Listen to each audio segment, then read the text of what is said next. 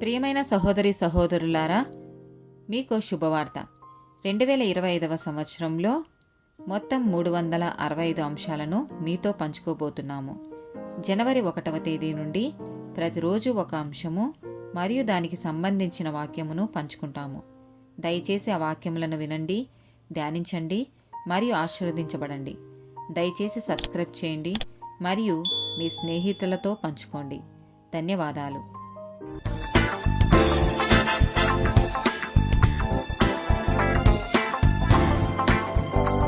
22nd day topic భరోసా, అస్సురెన్స్. కీర్తనల గ్రంథము 23వ అధ్యాయము 4వ వచనం.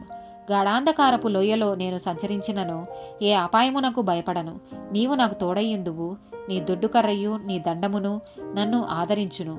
కీర్తనల గ్రంథము 27వ అధ్యాయము 3 నుండి 5 వచనాలు. నాతో యుద్ధము చేయుటకు దండు దిగినను నా హృదయము భయపడదు. నా మీదికి యుద్ధము రేగినను దీనిలో నేను ధైర్యము విడవకుందును. యెహోవా యొద్ద ఒక వరము అడిగితిని, దానిని వెదకుచున్నాను. యెహోవా ప్రసన్నతను చూచుటకును ఆయన ఆలయములో ధ్యానించుటకును నా జీవిత కాలమంతయు నేను యెహోవా మందిరంలో నివసింపగోరుచున్నాను. ఆపత్కాలమున ఆయన తన పర్ణశాలలో నన్ను దాచును, తన గుడారపు మాటున నన్ను దాచును. ఆశ్రయదుర్గము మీద ఆయన నన్ను ఎక్కించును. కీర్తనల గ్రంథము 46వ అధ్యాయము 1 నుండి 3 వచనాలు.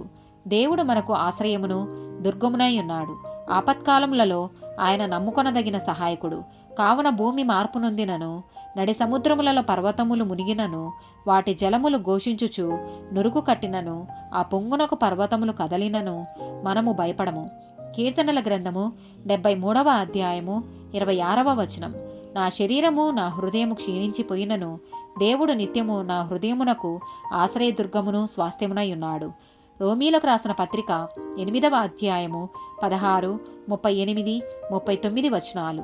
మనము దేవుని పిల్లలమని ఆత్మ తానే మన ఆత్మతో కూడా సాక్ష్యమిచ్చుచున్నాడు.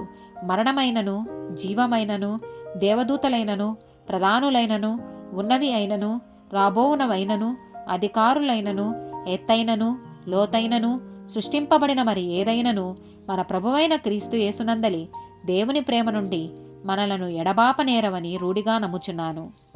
2వ కొరింథీయులకు రాసిన పత్రిక 4వ అధ్యాయము 8 నుండి 10, 16 నుండి 18 వచనాలు. ఎటుబోయినను శ్రమపడుచున్నను ఎరికింపబడు వారము కాము. అపాయములలో నున్నను కేవలము ఉపాయము లేని వారం కాము. తరమబడుచున్నను దిక్కులేని వారం కాము. పడద్రోయబడినను నశించు వారం కాము. యేసు యొక్క జీవము మా శరీరమందు ప్రత్యక్షపరచబడుటకై యేసు యొక్క మరణానుభవమును మా శరీరమందు ఎల్లప్పుడూ వహించుకొని పోవుచున్నాము. కావున మేము అధైర్యపడము. మా బాహ్య పురుషుడు కృషించినను మా అంతర్య పురుషుడు దినదినము నూతనపరచబడుచున్నాడు. మేము దృశ్యమైన వాటిని చూడక అదృశ్యమైన వాటిని నిదానించి చూచుచున్నాము. గనుక క్షణమాత్రముండు మా చులకని శ్రమ మా కొరకు అంతకంతకు ఎక్కువగా నిత్యమైన మహిమభారమును కలగజేయుచున్నది. ఏలయనగా దృశ్యమైనవి అనిత్యములు, అదృశ్యమైనవి నిత్యములు. ఎఫెసీలకు రాసిన పత్రిక 3వ అధ్యాయము 12వ వచనం. ఆయన యందలి విశ్వాసము చేత ధైర్యమును నిర్భయమైన ప్రవేశమును ఆయనను బట్టి మనకు కలిగి ఉన్నవి. ఫిలిప్పీలకు రాసిన పత్రిక 1వ అధ్యాయము 6వ వచనం. నేను మిమ్మును జ్ఞాపకం చేసుకొనినప్పుడెల్లను నా దేవునికి కృతజ్ఞతాస్తుతులు చెల్లించుచున్నాను. 2వ తిమోతికి రాసిన పత్రిక 4వ అధ్యాయము 7, 8 వచనాలు. మంచి పోరాటము పోరాడి తిని నా పరుగు కడముట్టించి తిని విశ్వాసము కాపాడుకొంటిని. ఇక మీదట నా కొరకు నీతి కిరీటం ఉంచబడి ఉన్నది.